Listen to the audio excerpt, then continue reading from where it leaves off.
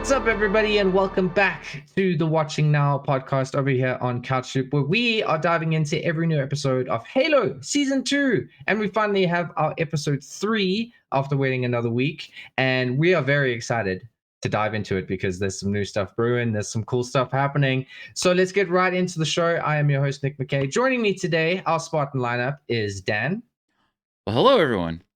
We have Tom. Hi. And joining us this week, a new recruit, Brandy. Hello. What's up, guys? Welcome. Welcome to the episode. Today, we're going to be breaking down episode 3 of season 2. And we're very excited to get into that. Lots of new stuff happening, lots of cool things going on. But before we get into the episode recap, we're going to do a little bit of an opening topic here. We're going to be discussing a little bit about Halo and its far-reaching lore. So Halo is like over a whole bunch of mediums. It started all the way back in 2001. Can you believe Halo 1 came out, what's that, 23 years ago? Yes, I can. I was there. I lived it. Felt that long? He lived it. I lived it. I lived the Halo. I You did. I was baby. Small. Yeah, I was young. I was young back then. But yeah, Halo Combat Evolved was the first game. Started production in 1997. Like, that's just crazy to think Halo is that old. But since then, there's a whole bunch of books. There's a whole bunch of comics. There's a couple of movies, a couple of TV shows. And obviously, we've got the new Halo TV show. But I mean, this world has just been expanded upon. It kind of feels like Star Wars, the way that like it's just been expanded with various different types of mediums. Why do we think, and Dan, I think you start with this one. Why do we think that this Halo series has endured for so long? Banger music, excellent storytelling, Mhm. and you can't not like the Master Chief. Like, you can't not hate that guy. Or like double negative. You can't hate Master Chief. He's just such a great character, and like it's so easy to like embody him and just go with that flow. But banger music, great story. In the games, killer gameplay. Yes. I mean, it's first-person shooter. Yeah, Bungie remember, nailed like, that first-person shooter gameplay. I remember like Halo 1, Halo 2, everyone said, dude, Halo is the pinnacle of first-person shooter. Like, that was the game that, like, if you wanted to play FPS games, you had to play Halo. Halo 1 nailed the mechanics for first-person shooter gameplay on console. Because before that, first-person shooters only lived on PC. Mhm. I mean, there were first-person shooters on console before that, but they were, like, not good. And they didn't control very well. But I mean, ever since then, like, it's gone into like comic books and books. I mean, Dan, you said you've read, I haven't read any of the books, but you said you've read The Fall of Reach. Yeah, I'm rereading it now. I hear that it is a great book. It plays a lot into the show as well. I really want to find it somewhere, and I really need to read it. They're on Amazon really cool. and Kindle and whatnot. Digital, ebooks. We gotta get that. I'm kind of a newbie because I am just now starting to play through the games with Dan. So this is kind of a new learning experience for me. I've played 1, 2, 3 ODST, and now Reach was the last one we played like this past weekend. And holy crap, I want to play Reach again. Like, seriously. Like, I had to immediately go back into 1 just to understand, okay, how is this flowing? Like, I had to go play 1 again because it's been like 2 years since I played 1. So I'm just now like learning these characters, loving these characters. Like, man, Reach was like a punch in the gut, man. It was poof. That had me in my feels all day. I've never played Reach, and I finally have a PC that can like play games, and I have Game Pass, so like we need to get on this and play Reach. I'll play it again. 4-player co-op. Mm-hmm. 4-player co-op. Yes, we'll do it. For me, my first game was Halo Reach, funnily enough. I got it when I got my 360 in 2011. And I loved the vehicles. I loved being able to get into a vehicle, get out, and all that sort of fun stuff. That's the thing that drew me into Halo as a whole, plus the gameplay.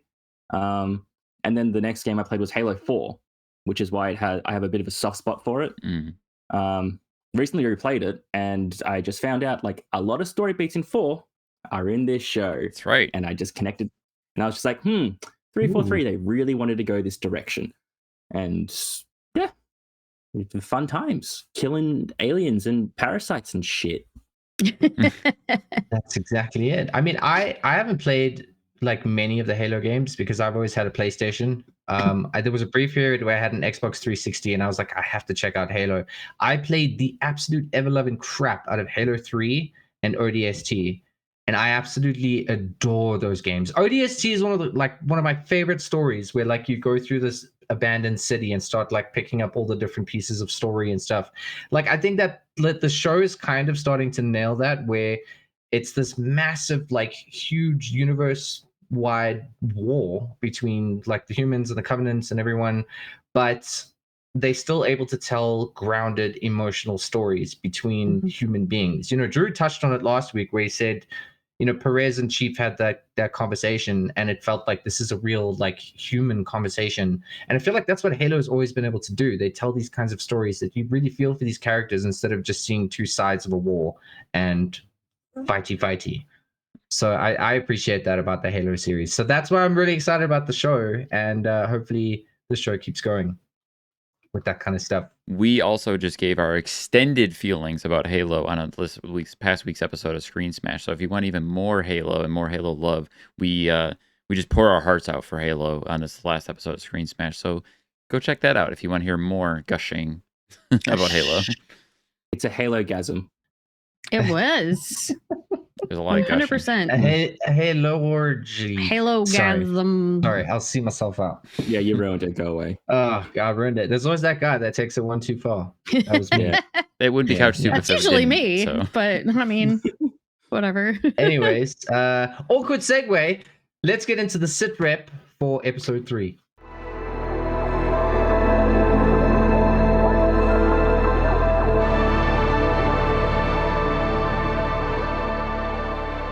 Alrighties, episode 3. I mean, I was anticipating a lot about it. Remember how episode 2 ended, where Chief and Silver Team were heading to Sword base? Reach. They were on Reach, but they were headed to go find Cobalt's team or whatever. I thought we were gonna like open with some banger action, and then there wasn't any. I was like, oh, okay. The opening scene, what I kind of got from it was that like Kai is starting to doubt Chief. You know, she's kind of like questioning him, like, why are we here? You know, is this like sanctioned? And Chief is kind of like hiding it. He's like, no, just listen to me. And I still love how like Vanic and Riz were just like, yeah, we got to listen to Chief. You know, even up to the point where who is it? Is it the Oni that found them? Oh yeah, Briggs, yeah. The Oni, yeah. They've found them, and they've all got their guns drawn on Silver Team. And Vanic and Riz are like guns up. They're like, just give us the word. Yeah. And they're like, they were ready to go to war. So I like how they like really, really bonded. But Kai is the first one that's like starting to show some kind of doubt at the beginning of the episode there. There was something I wanted to mention, that opening scene too, like because it was like a slow burn building up all this tension. The whole time during that scene, I was just like, I'm like, please let them like turn the lights on, and it looks like the exact sword base from Reach, the video game, and I was gonna be like, but it didn't do that. But I was like, come on, do it. I do like how Vanic was basically like, when they heard the sounds, he turns to Kai and he's like, you believe him now? Like, oh yeah. Come on, like it's just that trust. There's obviously something going on, and at least Vanic and Riz seem to kind of see it. I don't know about Kai though. I don't want her to turn.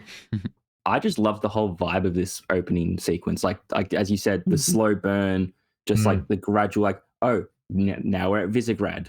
Like, is an elite going to jump out and it's going to have like that same tune, and then they chase it down? Or is it just going to be different? And like the loud sound they did when they turned on the power, I was like, damn, this is like, it's not action and it's different, but I'm really enjoying it. I really Dead Space vibes. That bang too, the bang. And like Perez was like tapping her finger. We need to talk about that. We need to talk about that, because that, like, Perez was like asleep and she was like tapping. She was tapping like to the same sound and stuff. And obviously that gets explained right at the end of the episode, so we'll get to that. But that was chilling. I was like, dude, like, is Perez connected to this? Like, what's happening here? Like, it was so creepy.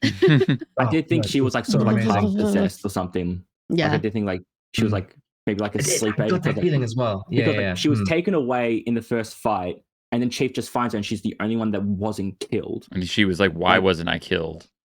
Yeah. Yeah. So like maybe there's like a tracker, or they did some mind stuff, and I don't know. I have some thoughts on that, but we'll get to that because that's kind of there's big reveals later on in the episode. So we'll get to that because I got some theories on Perez, and it's juicy. So we'll get to that in a sec. Juice. So after that, we have a very interesting scene, and I just want to say right now that I called it. I said kind of a throwaway joke in the last episode, but I said watch Akerson get like a tragic backstory with like his mom dying or something, and it's his dad that's dying. And he says an interesting thing. He says to his dad, he says, "I'm going away for a while." And we obviously know what that means, but I thought it was kind of interesting. Was building that tension. That's something I'm going to keep mentioning here because I feel like this episode did such a great job at just raising the tension. Just like these tiny little moments that you think are not that important, but it just keeps raising those stakes. But I like that scene. I feel like Akerson showed a lot more depth and I don't want to say humanity, but like we saw like a very different side of him. He's still a dick. He's like, still a dick, but I love him. Sorry, Dad. I love him. I can't take you with me though. I'm gonna leave. Sorry, Dad, you did. This, I know everyone is going to keep saying that he's a dick, and yes, he is. Dick. He is dick. He is a Dickerson. However, that conversation with his dad hit really close to home to me because I've experienced that sort of deal. So I was just like, "Fuck you." Yeah. Why you make me care so much Not about you making now? me like you. And just like I cared about his dad. Come on. No, but Yeah, like even like what Akerson like was telling his dad and how he would respond, I'm like, fuck you. and like even later on when like he says stuff to Kai again, but we're going back, like all this sort of stuff. It's like, I didn't want memories to come up, please fuck off. And I think making me feel things. I think that maybe I'd be a bit more softer on Akerson, but I was like, no, I see why you're doing it now, and like you're a dick, but like I don't hate you. And I'm annoyed that it got me to that point, but it also shows like that scene in particular did a really good job at just sort of, at least for me, being like, hey, he's not all a dick, sort of. I'm happy they added the depth and made it so he's not just a cookie cutter bad guy. Yeah, true. Exactly. I mean, that's what Drew touched on last week, where he said like you kind of want there to be a bit more with Akerson because it's a bit one note. He's just this like dick that you're supposed to hate, and now you're kind of like, oh, I feel a little bit bad for him, I guess. I still love him as character. He's awesome. The next scene, I really didn't like the next scene because it was so cliche. Chief gets in trouble, and obviously like the Silver Team gets suspended, and then Chief has a little bit of back talk, and he gets like removed from active duty, and he gets like he's kind of being framed because like the flight plan was changed and things like that. I felt like it was really cliche. It was like it was maybe a better way to sort of handle those things, but I guess they kind of wrote themselves into a hole because they needed them not to find any covenant because that's how the buildup and stuff happens. But I felt like it was like typical like, oh, you've been a bad boy, now go for a psyche eval. I mean, I felt bad for him though because like Riz and Vanic just kind of like walked off, and then Kai's like, what's going on? And he's like, I need you to be a soldier. Like, I know these things are happening, and like nobody fucking believes him, and it's just like, what the hell? Like they're really screwing with him, and that bothers me. Like, don't screw with Master Chief. There's that scene where Kai walks away and Master Chief is like, I did not dismiss you. And it's like, she just keeps walking. Like, it's like, whoa. Yeah. But I did like one thing about that was that like, it seems like Chief is getting a little bit more hardened. Like he's kind of becoming a little bit more of that sort of badass kind of character. I think he misses Cortana. There's I'm just looking at the subtext, and I think he misses Cortana. I didn't hate it as much as you, Nick, because I'm like, it is what it is. And I have a feeling like the next episode they're gonna like walk it back real fucking quick. We're like, we suspended you, but turns out you're right. So here's your armor back. Please help us. Go kill everything. It sets up that later scene for Keys as well, though, beautifully. I think so. So the next scene, we're back on Rubble, and Quan is back. Yay! Again, sarcastic. I don't hate her Come as back much. to me in 20 No, minutes, I and then Quan is don't. back. Yay! Well, I just feel like there's something much more to her, and I'm really starting to like Lyra too. Like Lyra's a lot. great. This is the thing. I think Quan is an interesting character. I love Lyra. I love Kessler. He's so cute. I love Soren. But what is their story? What is it? They're gonna Why be have they intertwined. captured- Yeah. Why have they Just, captured Soren? We obviously see where Soren goes. He goes to Halsey at the end of the episode. Soren, Lyra, Kessler, Quan. Like, what is their story? Like, I don't understand what's happening with their story. And it's Watch just the every series, time, Nick. but I am watching the series. I've made all my notes, and I'm like, what is Quan? Why is Quan? Why is Quan? She started to become scary to me, but She's in a good pretty way. scary. In a good way. way. I think it's a continuation of what they were trying to do in season 1, where it shows the average person in the galaxy, not just a Spartan in the military. But that's what I'm talking about. Is Yeah, you've but got whether an average random person, and then you've got Master Chief, and it's like Master Chief's amazing, but you've got to look at this rando for 20 minutes. I'm like, why? Not saying that it's good or like it should be there. However, I can see what they're trying to do. They're trying to be like, hey, Master Chief, badass. The games you mostly see through a Spartan's eyes or an ODST eyes. And I think they're just trying to give a different perspective to make the Master Chief stuff seem more like grand. The people's lives are fucking hard. Like Quan was indentured. Like she was a freaking slave, basically. So, and that's what most people end up. And that to me, I'm just like, she basically said, screw this, I'm not doing this. And she's essentially, I think, trying to help Lyra and Kessler to make sure Kessler doesn't end up without a mom. I just had a thought. So here's a thought that I was just thinking about the reality of the human situation that is the people who live in this universe that aren't Spartans, and how hard that life is and how crazy it is. And we started the show with what was going on in Quan's planet with Madrigal. Madrigal. I got there. And I'm thinking about what the original purpose of the Spartans was. The original purpose of the Spartans was not to fight Covenant. They started creating the Spartans to fight wars against other people and like rebellions within the galaxy. So that could be a reflection on that, and with the state of the universe as the humans knew it before the Covenant even came into the picture. Because that's what the Spartans were originally made for. So they could be leaning into that going down the road, going down. That's what I thought when they first started off with Madrigal. I'm like, oh, so you're just showing like the civil war that was happening beforehand, and then they just kind of pivoted like, no, it's the Spartans are to fight the aliens, not the other people. Psh, you silly Gus. No. Gus. Yeah, it kind of feels like what is that group of people from Gears of War? I think it's the first one, and they're like, I think they're like impoverished people because of the Pendulum Wars, and they're like the people who aren't coalition like essentially or something. Yeah, they're like the infected people, or not infected, but they're like super poor. And there's like, oh man, I can't remember Jake the would name. know. They're like I don't the Blighted or something like that. But it feels like that. It's like this small little rebel group that's supposed to, in Gears, that's supposed to make you feel bad for the average citizen.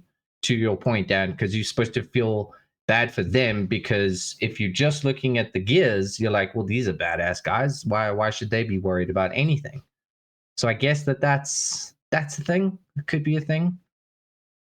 Like I'm getting more and more interested in the Quan, Lyra, Kessler, and Soren story. Like it's like, I think it's got to be much more. Maybe they're like the leaders of the rebellion or something. Who knows? I like the characters. I just hope they do more with their stories. I literally said to Brandy while we were watching the episode, I'm like, every time it was cutting back to like Lyra and Quan, I had this like I get that this is playing into something somewhere in this show, but I just don't fucking care right now. Like, please stop cutting to them. But then by the end of the episode, not to jump ahead, it starts to be like, okay, I see what you're doing. All right. There's a scene where Chief is being escorted by those two guys to like his psych evaluation. He had a really funny one-liner. I can't remember what it was now. You get any closer, we're gonna have to talk about our feelings. Because they were in his fucking bubble, basically. Yeah. And I've noted like that because I love like Chief throughout the series. Even in like season 1, I think he's maybe had a few more, but he's had like these funny one-liners that he delivers every now and then. that I just love. It's just he's got like this little sense of humor, which is just I don't know. For me, it's really endearing. It's just a cool moment I wanted to shout out there. What was quite interesting is that these guys escorted Chief into an elevator, and then like he said something.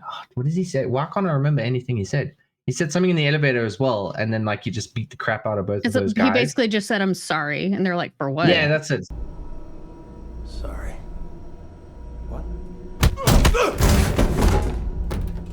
And then he just like beat the crap out of both of them, and I was like, I kind of looked at it and I was like, that kind of feels a little bit like the Captain America. I was say he pulled the Captain America on them. Yeah, and then, but they had no fight in them. They just there wasn't like a fight, but it kind of. But I kind of felt like this whole episode kind of felt like the Winter Soldier, how it was kind of like covert espionage, kind of like there's a lot of manipulation and political stuff. I was like, I wonder if that was like a thing. I wonder if that was like a thing, like to kind of. I mean, it would be this whole thing is very political. It's I liked how I'm going to note on it later as well. It felt like it was very much like the Winter Soldier, and I think that's one of the big strengths of this episode is how it was kind of like that covert political drama, kind of to raise the tension on things. Oh, I was gonna note on like the thought that I'm like, I hope he didn't kill those dudes, because like even back to when Drew was here last week, he was asking about the augmentation process and how strong does that really make a Spartan. And rereading Fall of Reach, I had actually read a chapter in it where it was after John 117 gets the augmentation. They basically test him by sicking a couple of ODSTs on him, and he kills them, not knowing how strong he was. It's strange. He gets in a fist fight with a couple of ODSTs and kills them, and they're like, Spartan or Master Chief is just kind of like, Chief, was that part of the mission? And he's like, yeah, that was your mission. So it was like they had wrote off those guys essentially, like they sent them to their death. My bad. Like, Sus guys, my bad. Sorry. Moving on to the next scene, we had a pretty interesting scene where the blind Spartan was back and Riz had gone to see him again. I think this guy's such an interesting character because, like we said last time, that's like an ex-Spartan. So, like, what happens to the Spartans if they have to retire because of injury? And it's kind of a nice metaphor of like, or maybe some sort of hinting at like maybe Riz could retire. Because I was gonna say, Dan, your theory about Riz maybe retiring from the Spartans and like leaving that behind, and then you said in the trailers that she fights with no armor on. I'm thinking, this is what I was going to jump back to the Quan thing. I'm thinking, what if Quan starts a rebel group and Riz joins that group later? And like Quan somehow looking for Soren, they come to Reach, and then Quan is like, we got to start a group here to rebel against the Covenant, or they just join the fight in general, because it's going to be a big fight at some point. I don't think it's going to be a rebel group, because as you see, but what happens at the end, everyone's caught off guard. So it could just be like from the trailers, when you see her not in armor fighting dudes, it could just be just them fighting the invasion, essentially. They're just surprised by the invasion. Like, oh shit, we gotta do the gun pew-pews, and then it's like, okay. Well, that's kind of what I meant initially in the previous episode. I more meant it as they're going to be the resistance against the Covenant invasion, essentially. So it's interesting. I'm keen to see where they go with that. Because seeing Riz fight without armor is going to be interesting, considering the fact that she got so heavily injured at the end of last season with the armor on. So like, how does that? Because we already see in episode 2 where she's a bit hesitant to do things because she's worried about getting hurt again. So to see her fight without armor is going to be very interesting. And then we have a scene where Kai is talking to Akerson. I loved this scene because of how Akerson, this actor, I don't know what his name is. I'll pop it up on screen. But this actor's doing such a great job, because in his performance, it always looks like whenever he's like talking to someone, it always looks like he's also kind of thinking and he's processing and he's kind of trying to evaluate the situation and thinking like, how can I manipulate this person? How can I manipulate this situation? He always seems like he's kind of planning something else. And in this scene with Kai, he seems like he's completely manipulating Kai to think like, no, Chief is not mentally stable. He's just like, you can't trust him kind of thing. But he's not saying anything like that. He's kind of putting the idea in Kai's mind, which I think is really, really, really interesting. I did not read it as manipulation. I thought it was him going, I'm already experiencing this with my dad, where his memory is not right, and I just don't want you to get your hopes up. I see him as like a master chess player, though. I really do. Like it already seems like he already knows where the pieces need to be. Yeah. That's what I mean. He always seems like he's got a plan and he knows what's happening. I think in terms of like the Covenant invasion and trying to get everyone away, yes. But I agree, like with Dan, this was like a moment of weakness where he's like, okay, this is the only way I can get you to understand. And you've written your note, he says, sometimes they just don't get better. Right, that's the line I was going to say. Yeah. Because, and this hits hard for me again, because again, I've had that same experience where you have to realize sometimes you just can't keep holding on to someone. And if someone's changed because of illness, a traumatic event, like, getting an AI ripped out of your head, sometimes they're just not the same. And you can hope for them to get better, but they don't. And I really liked, especially how they did it here, where Akerson like kind of dropped the bravado a bit and was just like, Kai, you can't expect people to get better all the time, because sometimes they just don't. And that was when I nearly cried. That's a great way to look at the scene. I mean, I didn't think about it in that sort of perspective. I thought that he was kind of just using like his own, I thought that he was kind of using that as a way to kind of manipulate Kai in a way. But I was going to say, those lines are so great. I mean, I love that line where he says, like, sometimes people don't get better, because obviously he's talking about his dad as well. I mean, he is trying to undermine Chief. There's no doubt about that. But yeah, I mean, it's probably twofold. I think he wants to get rid of the Spartan twos, I think, but which that's the chess game. But I still do think at that specific moment he was like, "Nah, I'm be real with you." Kind of like let it go. Because I saw it differently in the way that I found my spot here, where he says sometimes people don't get better. He says sometimes we do more damage by holding on. Like, I felt like that line was like, oh, because what does he mean by that in relation to his father? Like, has he tried to prolong his father's life? Is he try to keep him around? Is he doing the same thing with his sister by creating the clones? Like, I mean, it's really, we're diving so far into this character story, and I love it. I read that as do more damage to yourself, because like, well, yeah, that's how I took it too. It's like you're hurting yourself by holding on. You'll do more damage because he's doing it to himself with his dad and his sister. Yeah. Well, that's the point where Kai basically has to go alone, right? I mean, yes. So I was kind of interesting, heavy, depression. That was a very heavy scene. Yeah.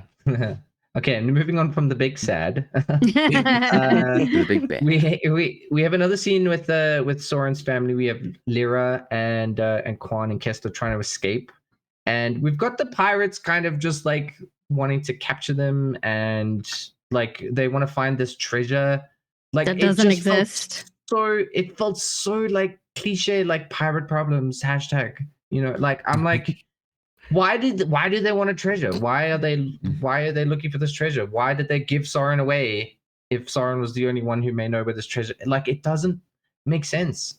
It's because they said that Soren tells Lyra everything, and I think they're just, again, cliche pirate being cliche pirate deeds. But I think, they just probably felt betrayed by Soren, because in episode 1, they said he's just been chasing Halsey. So probably like, hey, we haven't got paid in like a hot minute, guy. And like this magical treasure that apparently was there, you didn't share it, because it doesn't exist. And I think that's sort of like their reasoning behind like betraying Soren a bit. I think that's how I read it. I really feel like this is just kind of like, I don't want to call it filler, but I feel like they need Quan and Lyra and Kessler to be away from Reach for now. Like, they need to be in Reach later, when it's going to raise the emotional stakes for Soren when he, starts fighting again. And I feel like they kind of are just doing something to keep them busy before they have to head to Reach. Because if they head to Reach right now, it'd be like they'd get there before it kind of matters. I feel like that's the only reason we're doing the stories, because why do we care about these pirate people? And it's just, I feel like Quan's stories always have me asking the questions of like, why are we doing this? Why do we need to do this? They're kind of fueling the narrative of why Quan is there and what's going on with Quan, because of the indentured servitude. She was indentured to Soren, but then she found out from episode 1 or 2 that her indenturedness switched to the other person because they started hunting her. And that's how she learned that there was a flip-flop. Because even for me, there was a moment where I was confused where Quan was explaining to Lyra that her men are betraying her. And I was like, well, how the hell does she know? And then it was like, oh, right, because they're hunting her. And she's one of them. So that's where she came to understanding. But it's also fueling this change in Quan that we see as the episode progresses. And we Crazy Killer Quan. Killer Quan. Crazy Killer Quan. And we'll get to that. And we'll get to that. But I feel like that's what it is. It's just kind of raising the stakes for Quan and giving her the vehicle to become more brutal and more ruthless and become that kind of like, I need to rebel, because surely she's going to start a rebellion. I mean, that's kind of what I'm reading into the story, but I'm like, where's this all connected and where does it go? She did say something to Lyra, basically saying, I'm Quan Ha. Like, I failed my people, basically. Right, yes. Like, I was supposed to protect them. I was supposed to do this, and now I'm indentured. And now she feels... Yeah. She's got to do what she has to do to get the frack out. Well, I feel like she feels like she owes a debt to like Lyra and Soren at this point, where she's like, her planet's gone. For sure. She loves Kessler now, and she's trying to resume this role of protector, which she was supposed to do for her planet, you know, with her family lineage. So I think she's like moving that over to them, to like, she wants to embody what she thought she lost. And what she's supposed to be. Okay. Yeah. It's an interesting way to look at it. So like, yeah, I mean, it's just, I feel like, I don't know if it's because I'm not interested in the stories, but I just feel like I'm always like, it's so muddled, and I don't know. I'm still barely interested, but give me back to Chief. I always try to look like further into everything, because that's just how I am. And that's why we have these podcasts. I still think she's just going to be with the Flood. I think it's leading to Flood. Don't do that. I don't want that.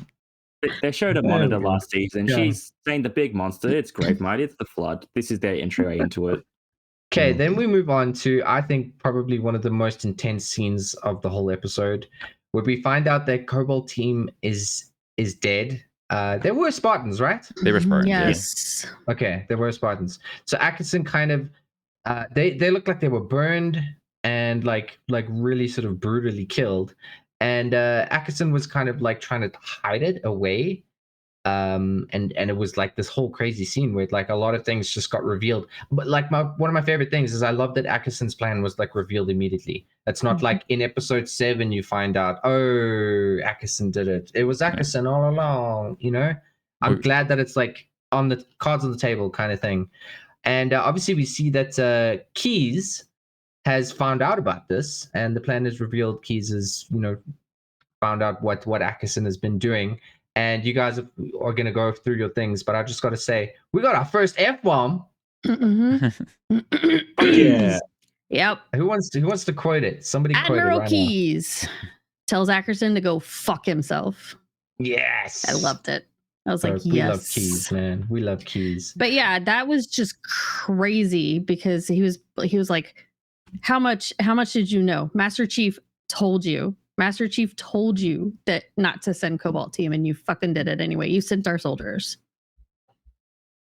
He was pissed. I loved it. It was so bad. It was such a great scene. It's such a great performance. And it was like, Chief told you the Covenant were here. And then Akerson's pretty much like, yeah, I know. Like, whatever. I'm out. He's like, I'm going to head out. Are you coming with? No? Okay. See you later. Well, that was that whole brilliantness to that scene that I loved, where Akerson's like showing Keys the bodies of Cobalt team. Keys is like taking it in as Akerson's revealing to him, like, yeah, pretty much I knew this was happening and that I'm playing my cards, you know, and he's essentially telling Keys that, you know, all the higher ups know, but all the higher ups are also on their way of getting evacuated from the planet. Like we're sneaking our way out the back door because we knew this was happening. Essentials, yeah, and that's where he's telling Keys, like, hey, you're with me, right? You're with me. And then of course Keys just like, nah, fuck you. Yeah, he's fighting. He's like, I'm not there's running. Millions of people here. I wanted to touch on it as well. Like, I don't want to spoil it for people. Because like we know the fates of specific but like we know the fates of specific people in the games. Yeah, we know like there's specific things that happen in the games. Not guaranteed they're gonna happen in the show. Yeah. But from what we saw in the scene, from just the TV show right now, from what we saw in the scene, do we think Keys is dead? Do we think he's doomed to die in this season? I hope not. I hope not. Because I feel like that would completely change the tone of the show going forward, especially to go that far off book from the games and stuff. Because I just feel like he made that statement about saying go fuck yourself. He's kind of saying like I'm staying, I'm protecting Reach, and he's gonna do like that heroic sacrifice kind of thing at the end. But he does do that in the Reach video game, which you will learn when you play Reach. This is what I'm saying, because I know about that. That's what I'm saying. Like maybe is that like what could happen? I don't know. Well, he doesn't die in Reach. He escapes Reach with Chief and Cortana. Yeah, I think they're gonna have like a big final moment where it's like, oh, I failed, whatever. But this was another part, the scene where I'm like, I get Akerson, you're a dick, you're abandoning people and everything. But like, if you look at it from his perspective, he's just trying to save what he can, and he's talked to Cortana about this. It's like, is there any way that we can save more? And like Cortana's just like, yeah, nah, soz, mate, like you're pretty boned. So I think he sounded so defeated. It was like, I have tried. I have tried to do as much as I can, but just it's not gonna work. We're trying to save people as much as we can so we can have a fighting chance. And again, dick move to abandon a whole planet of people. But yeah, I always like those characters that get portrayed as like dicks and like villains, because of like making decisions like this, and like they're doing it for the greater good. They're sacrificing 1 million people to save 10 million people. Yeah, he's basically doing the like, run away to live today and fight another day kind of thing. Like it seems really evil, but at the same time, is it cowardly? Is it evil? Or is he just trying to do what he thinks is best for Reach? Because he says like Reach is lost essentially. He already sees it as the planet's gone. We just need to save as many people as we can while we can. That's it. And I mean, talking about like Reach is gone, Reach is lost. Do you think that there's any chance that they'd switch it up from the way the games happen? Do you think Reach is absolutely toast? Yeah.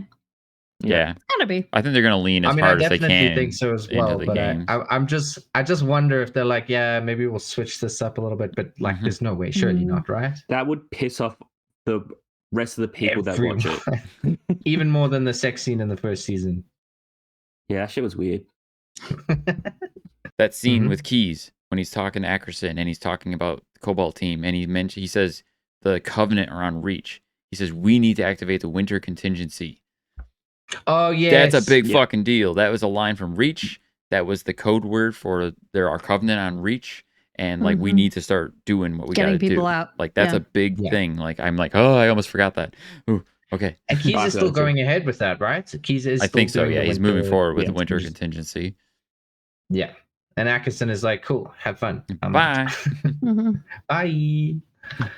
So Chief, we got to see him going to the ex-admiral, who we found out she's not actually the ex-admiral. She's still the admiral. And she obviously lied to him in the first, the first episode or the second episode? And she's kind of like, yeah, you can report to me and you can still trust me. And this is another example of where I think this is kind of like the Winter Soldier, because it's kind of like, who do you trust? And like, who, like, it's all over the place. And I'm loving it. I'm loving that, like the political sort of drama suspense kind of thing. I feel like these little moments have really sort of raised the tension. Because one thing I was going to say is I was kind of upset there was another slow episode with no action, but it kind of still raised the tension. I feel like they really did a great job building with up scenes like this. Because Chief's there talking to the ex-admiral, and then there's like a whole bunch of guards that show up. And it's like, I remember thinking like, Chief's going to beat the hell out of all these guys right now. And then she's like, let him go. And he just walks out. I was like, oh, that was so much better. I mean, the ramen looked I wanted good. Chief to eat the ramen. Eat the ramen. The Covenant are here in the ramen. It's a hard-hitting episode breakdown, everybody. I wanted to piggyback off. Finer details. I'm hungry. Shut up. I'm piggybacking off what you said about raising the tension. This entire episode, it just got more and more. And I was just, when I started, I was like, oh, cool. Visigrad, yeah, Reach, yeah. But as it went on, I was just like, oh, oh, Mhm. and it just got more and more and more, and then stuff happened. And this wasn't just elevated even further, where it's just like, and now you mentioned Winter Soldier, I just can't help but thinking like, yeah, it is, because like Chief, That's what I'm saying. he can trust no one, and which probably might lead him back to Cortana, maybe because he can trust her, maybe. Really? Still, I don't know. The only one he can trust. It really felt, the whole episode felt like a hat in a hat thing, where, like you say, it's like, oh, it just kept getting like bigger and bigger. Like I It love would this be episode. even better if they lean hard into the Reach narrative of the video game, and Cortana actually has to be delivered to the Pillar of Ottoman at the end of this show. Like that's what happens in the game. Is Cortana is a vital asset that they need to get off planet before the planet gets destroyed. She's not with Chief the entire time that Reach is following in the games, so they could go that route. I mean, the question I have on Cortana, maybe jumping ahead a little bit, but we saw Akerson leave Reach. Surely he's got Cortana with him.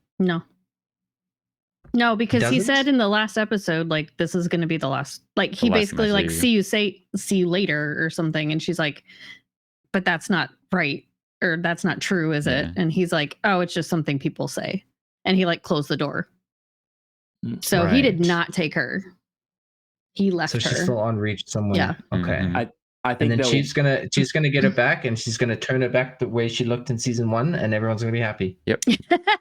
Exactly. I think Please. instead of her being delivered to Pillar Autumn with Reach there, with Chief there, I think Chief's gonna deliver her, Yeah. because like we haven't really gotten any other like noble. Yeah, team as that's Spartans. probably the case. It's Like, it'd be wishful cool, thinking but- for me. Yeah. Yeah. Isn't this show just wishful thinking? So far, that was a little tangent. We're back on track now with a cool scene where Akerson goes back to see Halsey, and he starts questioning her about the Spartans. I thought this was really intriguing.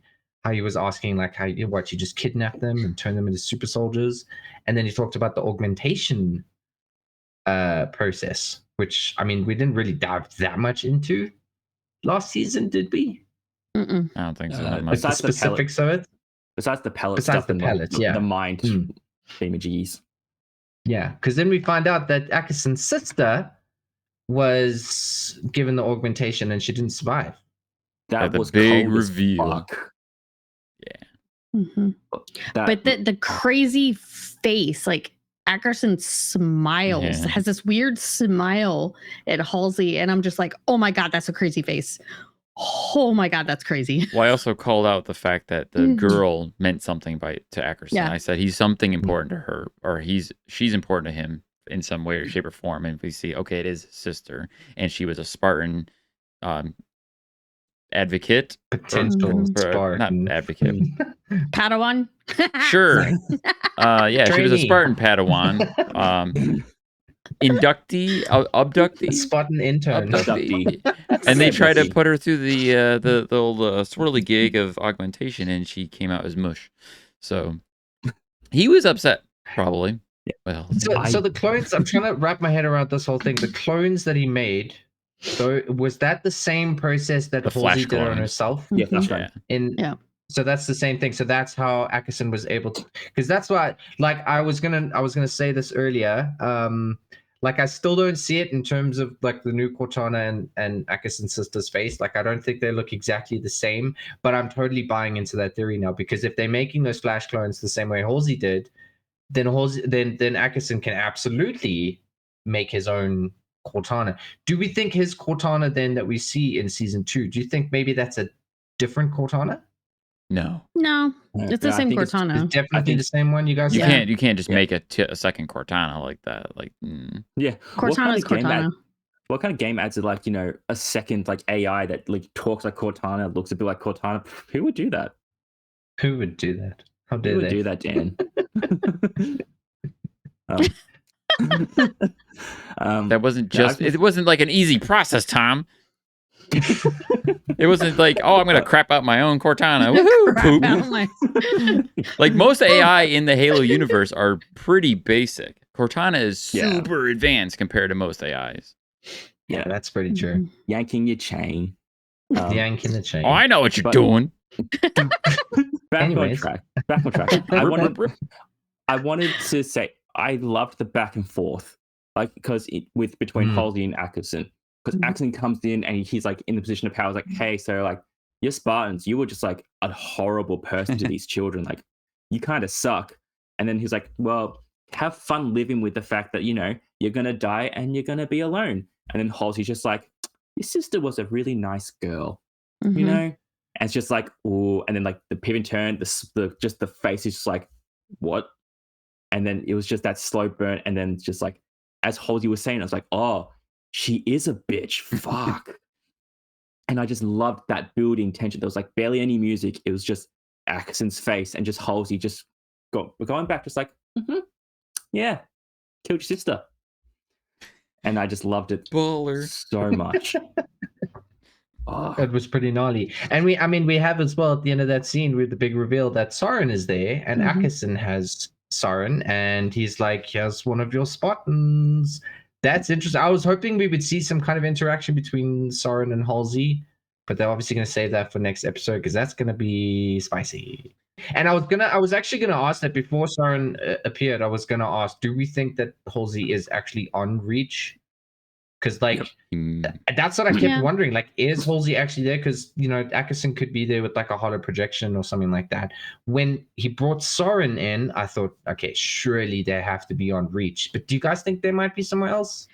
Halsey? No, because I think Akerson is trying to take out the Spartans and Halsey all in one fell swoop. Because I think he hates the Spartans and hates the program so much because of what Halsey did to his sister that he's just gonna fuck them all up. He didn't know about his sister until Halsey revealed it to him in this episode. Do you think so? Well, because I think he knew something. He knew something was up, but his reaction to Halsey revealing it was just like, "You did what?" So I don't think he knew everything, but because I actually read up about Akerson a bit. Apparently, he is in the books, and he just hates Halsey's Spartan 2 program because it stole a bunch of money from everything else. So I think initially it was just like a workplace vendetta, but I think now that he's like, oh, so you killed my okay, now what? Now you're gonna just die. He did say something about improving on what work she started. So yeah, it could be where they start like the next Spartan program, which would lead into like Halo 4, which we talked about how Halo 4 actually ties really heavily into. Yeah.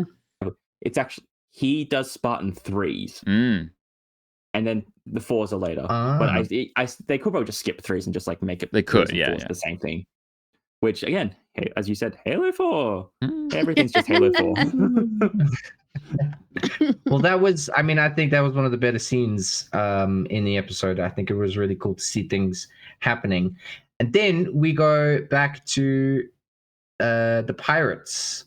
And back to Liren and Kessler. See, I'm like struggling to remember this because it's like I didn't enjoy these parts because I'm like it was frustrating for me because it felt like the pirates are kind of just like, oh, we want this treasure, and it's like we have to do these things, but we see Liren trying to escape with Kessler and Quan, and like I thought it was a really cool tense scene where she got into that spaceship and then she was like, cool, we gone, and I thought, cool, they've escaped.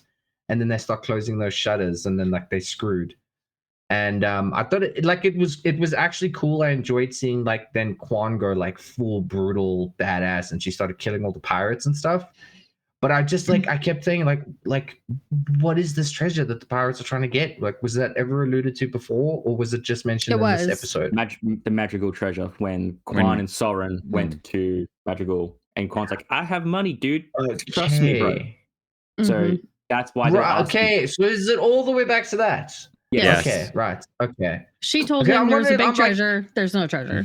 I'm just thinking that it's the pirates saying like, Soren, you never get us treasure and we want treasure. And I'm like, said every pirate from every pirate story ever to their captain.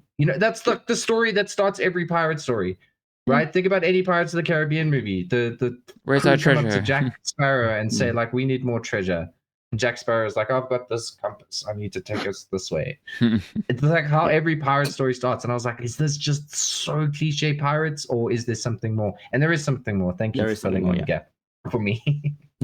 Like there wasn't actually a treasure though.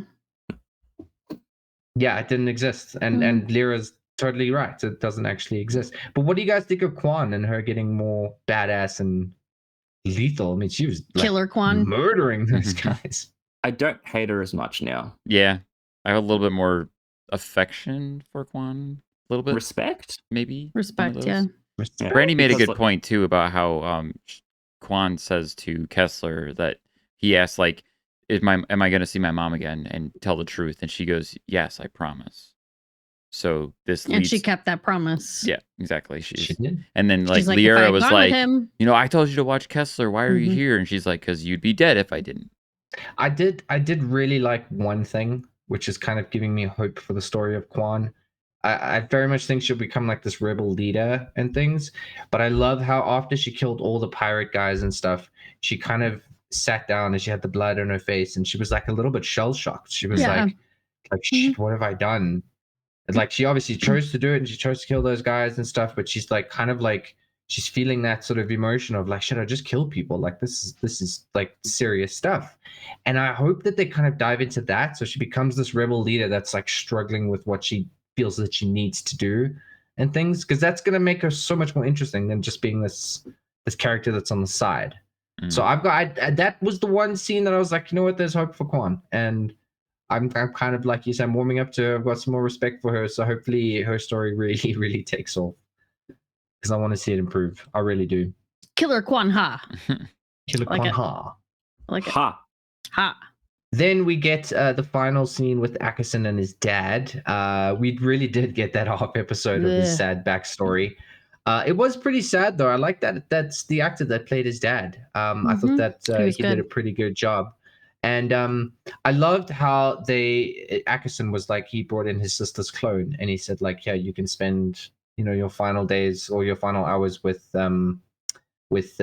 your daughter. And like he gives him that pill and then he kind of is like emotional and then he leaves. That was brutal. Mm. Like he's really starting to feel things for this Akerson guy, but Dickerson. Yeah. But then like that was the other thing because it also realized like his dad forgot that Julia and his mother died. Mhm. Like earlier on, he was like, "Where's Julia? Is she gonna come?" And so it was a full circle thing, even if it was only during one episode. But yeah, I was sad.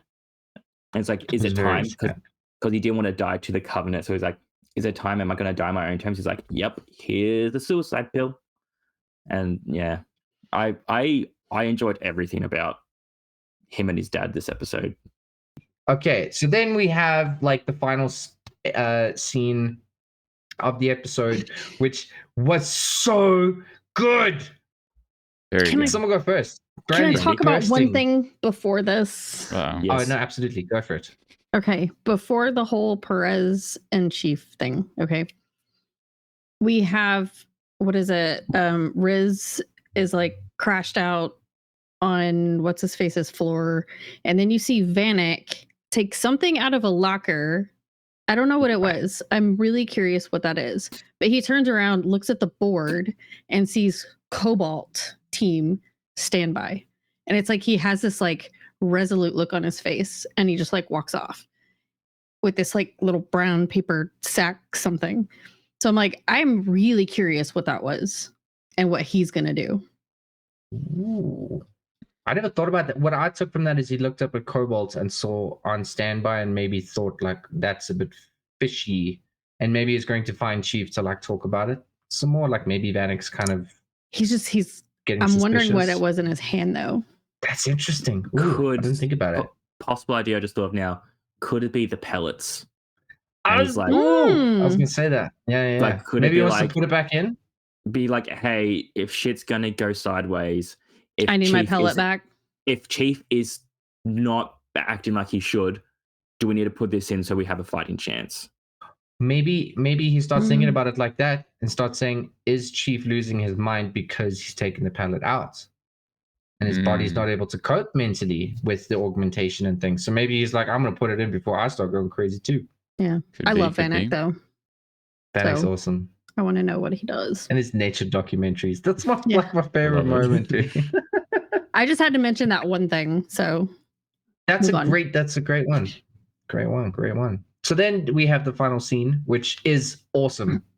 Like, oh man, I had like chills and goosebumps. So Chief is looking for Perez, and like there's so much like poetic amplification in this. So he goes to her mother's place. I think it's her mother, Perez's mother. And the first thing she says is like, the devil follows you. And something that's been alluded to is that the chief is the demon. So there's a lot of like interesting things there. Then he goes to a damn church and like he kind of looks at like the crucifix, like all weird. Like I'm like, what is the imagery that they're playing with? Yeah, it was like really, really cool. And then like Drew said last week as well, the Perez scene with Chief last week was great because it felt like real emotional characters. And the actress that plays Perez, I think, is doing such a phenomenal job at portraying like this survivor guilt of like she's the only one that survived. And Dan, I think you were talking about earlier when she got captured, or not captured, but when she got took, she was the only one left alive when they were on Sanctuary. Like, what happened to her then? Because how is she able to translate the alien that's language? what I was wondering. She understands the Sangheili. Or how is she able to She says she understand? can't sleep. Yeah, she said it's a prayer. She always and she hears it. We see at the beginning of the episode, she's tapping that tune. I thought it was like a Morse code thing, but she's tapping it. It's almost like she's been brainwashed. I'm wondering if like one of the elites maybe just like did something. She was also tapping at the dinner scene in episode 2. Because Chief noticed it. It's the frequency, I think, like the signal. She's tapping along with that signal that they were using to transmit that message. So I think that got like burned into her brain for some reason, and she kept hearing it, and then she was hearing the voice, and she was able to. I figured that maybe the main reason she was able to translate was that she was like a language expert, and that's part of why she was on the communication team. So she just knows Sangheili. Fair enough. But that's possible. And also like she saw McKay as well. Yeah, that's right. Yes, that was the big thing. That was I put like, so Chief knows that she's not crazy. He's like the sigh of relief that he has, like like someone else fucking saw her. Like that was nuts. Goosebumps again. I thought that Chief saw McKay as like a vision, not as like she was physically there. I thought it was like how they were able to see each other when they were connected to the artifact in season 1. I thought it was something like that. I didn't think she was physically there. And then Perez is like, yeah, I saw that woman. I was like, what? Bananas. That was insane. I'm still upset she's not dead. You're just jealous that she had sex with Chief. It's Keiko all over again. Oh what? No! Shush! Just throws his table. The laptop goes flying. Arm is out. Anyways, we then get that chilling prayer scene where they start translating the prayer, and you hear that alien voice, which I still think it's going to be an arbiter. I think it might be because he did say his name. He was like, "My name is," and it means death. And I'm like, is that the arbiter? Is arbiter like, it could be. It could be like they're hinting at that arbiter because we have an arbiter. We have an actor that's confirmed to be playing the arbiter in this season. But like I think Dan said, it's not going to be the arbiter from Halo 3, like the guy who becomes good. That arbiter. It could just be another one who assumes that role. I really, really think that that's who was talking here, and I think he's like you're saying, the arbiter. They're spilling the blood of the demon, so. Like, Chief is again. He's that chosen one. The demon, the devil. They need him to find They allude to it as well. They say to find the ring, they need to spill his blood to find the ring, which obviously they mean Halo. So that the whole scene was like, oh, this is gonna get intense, and it's like a really chilling scene where it cuts to like a whole bunch of like scenes in Reach where there's people that are enjoying their life. We see Akerson on a ship escaping. We see Riz at the blind Spartan's house, like all the peaceful things, and then boom! The church explodes and the episode ends. Oof. I was real pissed. I was like, seriously, they're gonna fucking end it there? What? I know the feeling. I always am like, I hate cliffhanger endings, but I also love them so much because that was the perfect cap to a really, really strong episode of tension building. Like that moment was literally like, boom! See you next week. Oh, it's so good. It sucks that it was a blue balling of action.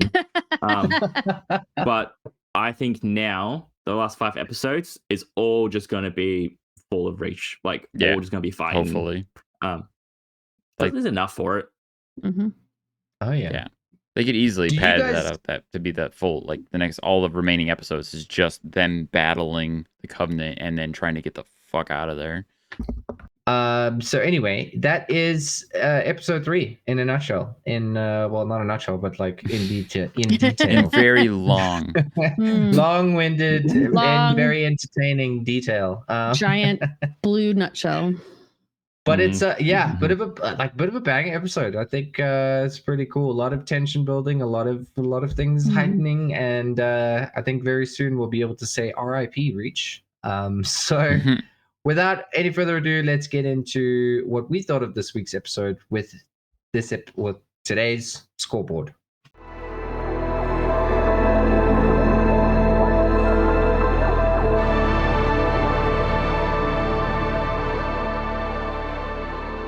Righties, scoreboard time. What do we think? Who wants to rate this week's episode? Brandy's our new guest, so I think Brandy, you can go first. I'm gonna give this one a 9 because it really got me thinking. Like it's really leading up to some really cool shit. I think. Like I'm excited to see what happens next. Mm-hmm. Mm-hmm. Yep. There's a lot of crazy stuff happen. A lot of really good things happen. Key says, "Fuck yourself," and I loved it. We love Keys. It's my dude. If I can jump right in off of Brandy, I'm gonna also give it a 9 because I think it's one of the best episodes the show's had so far. It's not the most action-packed, but it's one of the most well-written and most character-driven episodes that really starts to make you feel like Halo, and it really starts to capture the severity of everything that's happening. Whereas we've had previous episodes in the last season and a little bit in this season where it's cool, we get to watch Master Chief being Master Chief and blast Covenant and aliens, which is great. But it's it felt a little hollow or shallow in those regards because it didn't feel like Halo otherwise. But now we're starting to get in the thick of it, and it's starting to feel like it's coming around in a great way, and I think that makes it one of the stronger episodes that we've seen so far in the show. And it's also just got me tingling and ready for next week, hoping that it's just balls a-blazing, hopefully next week. Yeah, I would have to agree. When I first watched the episode, I was like, this is really good, 8. But the more I've thought about it and talking today about all the different things, I would agree 9 as well. Mostly for me, it was the suspense building, but it was the delve into Akerson's character, in all honesty, for me. And yeah, I just enjoyed everything about it. And I think, as Dan said, really good writing, solid writing. And yeah, I'm keen to hopefully also see balls to the wall action and not get blue balled again. But So you're gonna be blue balled week to week as it keeps leaving us on cliffhangers. Yeah. Final episode, it's just gonna be. Yeah, pretty much. But yeah. Oh man, I must say I agree with Tom, I feel the same as Tom, where I initially was I wanted to give it an 8 out of 10, but also talking about it now, I'm actually yeah, it's kind of been upgraded. For me, I'm gonna cap it though at an 8.5. I will say that this has been probably my favorite episode of Halo so far, including season 1. I loved episode 5 with all the action and the craziness. Episode 5 of season 1, but this episode just kind of very delicately weaved all these covert sort of political kind of drama elements, and Akerson's sort of backstory and all of that is great. And the idea of them just saying we're going to just abandon Reach is awesome, and the building of tension and things like that is amazing. The only part that I cap it down to 8.5 is because I just think Quan's storyline is, and that stuff, like I said, it's getting better. It's getting better, but it's getting better, but it's still just so distracting. I feel like what they could have done is all of Quan and Lyra and Kessler's, their whole story could have been let's put that in the next episode. We'll cut it in there and just focus this on what's happening with Chief and Reach and Akerson and all of that stuff.